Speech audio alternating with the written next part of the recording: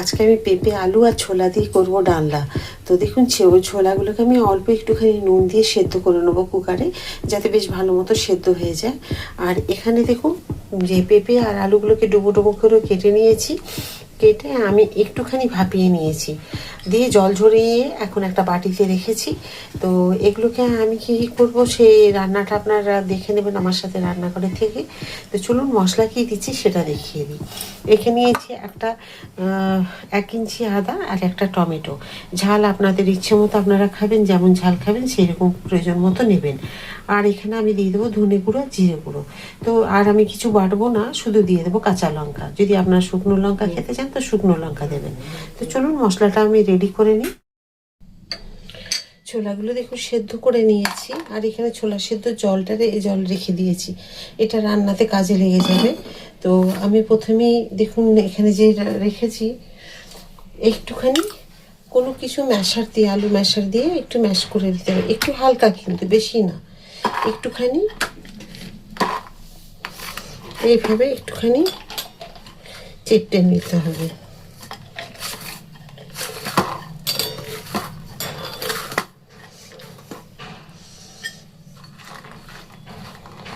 এইভাবে একটু আরও করে নেব। দেখুন হয়ে গেছে। তো সবগুলো নয়, একটু মানে অল্প একটুখানি করে নিতে হবে। দেখুন আমি কিন্তু সবগুলো করিনি।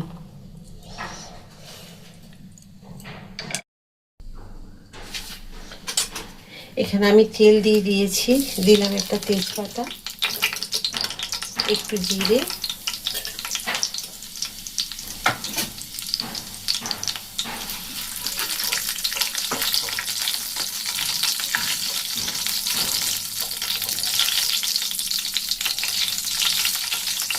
একদম সহজ সাধারণ রান্না, খুব সহজে রান্না করা যাবে। আর যে রান্নাগুলো আমরা প্রতিদিন দেখাই সেগুলো কিন্তু একদম তেল ঝাল মশলা দিয়ে রান্না করবেন, দেখবেন কিন্তু বাড়ির পরিবারে সুস্থ বাচ্চা অসুস্থ সবাই খেতে পারবে। আমাদের এখন সবাই কিন্তু একটুখানি শরীরচর্চা চিন্তা করি যে যাতে শরীর সুস্থ মানে আমাদের থাকে। তো সেই কারণে তেল মশলাগুলোর প্রয়োজন বুঝে আপনারা খাবেন। হ্যাঁ, মাঝে মধ্যে হয়তো একটু রিচ রান্না খেলেন, ঠিক আছে, সেটার জন্য না, কিন্তু চেষ্টা করবেন একটু তেল ঝাল মশলা এগুলোকে কম খেয়ে প্রতিদিনের রান্নাগুলোতে যাতে স্বাদ বাড়ানো যায়। আমি সেটাই করবো আজকে। দেখুন প্রয়োজন মতো কিন্তু তেল অল্পই দিয়েছি, আমি একদমই বেশি দিইনি।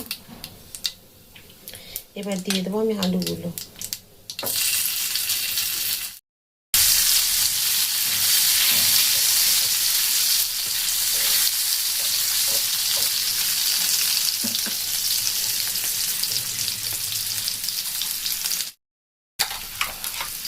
এখানে যে মশলা দেখেছিলাম সেটা দেবো।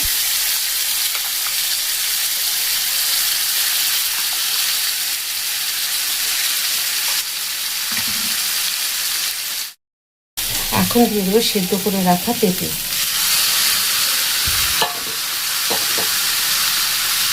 আমার পেঁপেটা একটু বেশি সেদ্ধ হয়ে গেছে, আপনারা চাইলে আর একটু কম সেদ্ধ করতে পারেন। পেঁপের আরেকটা রান্না আপনাদের দেখাবো, আমি পেঁপে যে এরকম বাঁধাকপির মতো রান্না করে গ্রেটারে গ্রেট করে, সেটা আপনাদের দেখিয়েছি। তো পেঁপে রান্না আরেকটা দেখাবো। অনেকে পেঁপে খেতে চায় না, তো এইভাবে রান্না করলে কিন্তু সকলেই খাবে পারে। আর পেঁপেটা খাওয়া খুব ভালো লিভারের জন্য, শরীরের জন্য। সেই কারণেই বলছি যে পেঁপেটা রান্না করবেন। যদি কোনোভাবেই না খাও তো ডালে দিয়ে দেবেন, ডালেও খেলে খুব ভালো।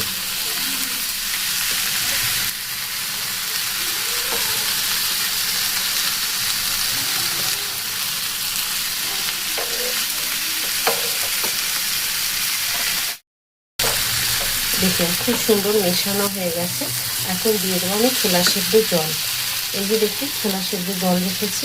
তবে ছোলার যে সেদ্ধ জলটা তখনই দেওয়া যাবে যদি ছোলাগুলোকে ভালো করে আপনি ধুয়ে ভিজিয়ে রাখেন, আবার 15-20 মিনিট পরে ওই জলটা ফেলে দিয়ে, অন্তত 10-15 মিনিট পরে জলটা ফেলে দিয়ে তারপরে আবার যদি ভেজান তাহলে খুবই ভালো হয়।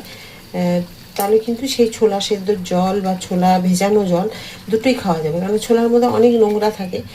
সেই কারণেই বললাম যে যদি ধুয়ে একবার দুবার ধুয়েই যদি আপনি জলটা রেখে দেন, সেটা যদি রান্নায় ব্যবহার করেন বা কাঁচা জল ছোলা ভেজানো জল খান, সেটা কিন্তু অনেকটাই শরীরে নোংরা যাবে।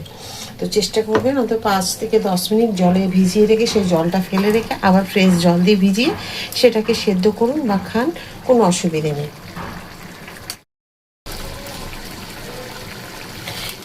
এবার দিয়ে দেবো একটু শাহি গরম মশলা, এটা দেবেন, খুব ভালো লাগবে এই রান্নাটা। একটু ঘি দিয়ে দেবেন,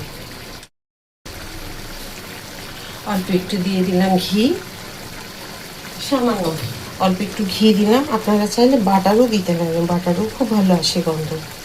আর দিয়ে দিলাম একটু, নামিয়ে কসুরি মেথি দিয়ে একদম ঢাকা দিয়ে রেখে দেবো, গ্যাস অফ করে দিলাম। তো কেমন হয়েছে আজকের এই রান্না, আমার পেঁপে আলু ছোলা দিয়ে ডালনা? আশা করি আপনাদের সকলের খুব ভালো লেগেছে। আজকের রান্না যদি আপনাদের সকলের ভালো লেগে থাকে তো লাইক, সাবস্ক্রাইব আর শেয়ার করে আমার সাথে থাকবে। অবশ্যই কমেন্ট করে জানাবেন আজকের এই রান্না কেমন লাগলো আপনাদের সকলের কাছে। তো আবার একটা নতুন ভিডিওতে নতুন কিছু রান্না নিয়ে আপনাদের সকলের কাছে আমি চলে আসবো।